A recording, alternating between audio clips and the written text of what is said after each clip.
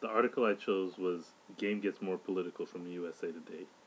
The subject of the article was two new Super Bowl commercials that focus on the family a Christian group has produced and planned to air during the Super Bowl. The commercial uses Tim Tebow and his mother, Pam Tebow, and as she discusses how she was advised to have an abortion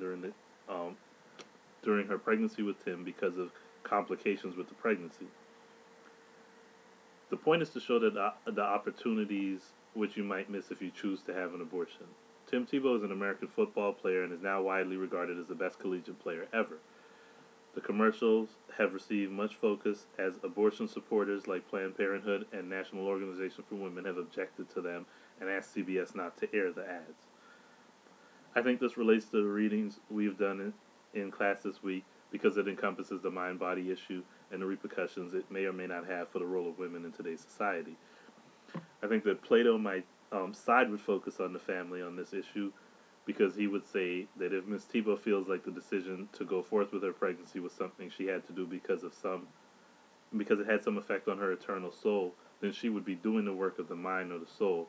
by doing the work of the body, which is continuing her pregnancy. Therefore, I think Plato wouldn't have any problem with the commercials because they also provoke thought and inspire people to think of issues and problems involved in today's society,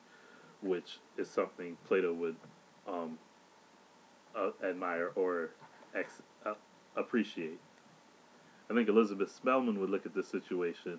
and she would be critical of the National Organization for Women and Planned Parenthood for allowing male philosophers like Plato and Descartes to define the issue. She would say that they are still holding to the theory that the jobs of the body, or the jobs that are typically associated with females, are lesser jobs. So in that, she would say that Pam Tebow is actually a hero for women because she chose to do the bodily work of women and not to deny who she was in order to show that she was equal to a man or capable of abstract thought or to philosophy. I think that Spellman would think that what Mrs. Tebow did was,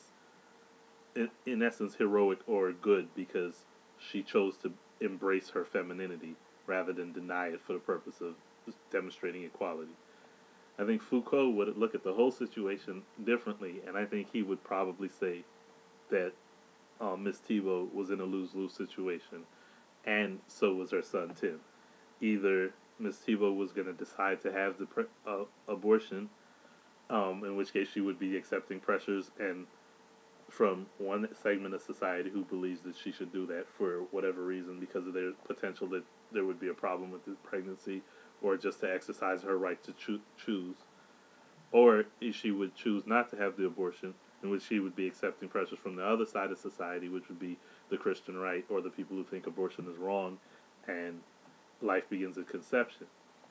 He would also extend this to Tim, saying that either way Tim's life was being affected because either he was not going to be allowed his life because of the pressures of society and the controls and the powers that were being exerted on his mother, or he was going to be born into a world where he would be forced to try to become a productive member of society, which is almost what he is now, where he's an American football player.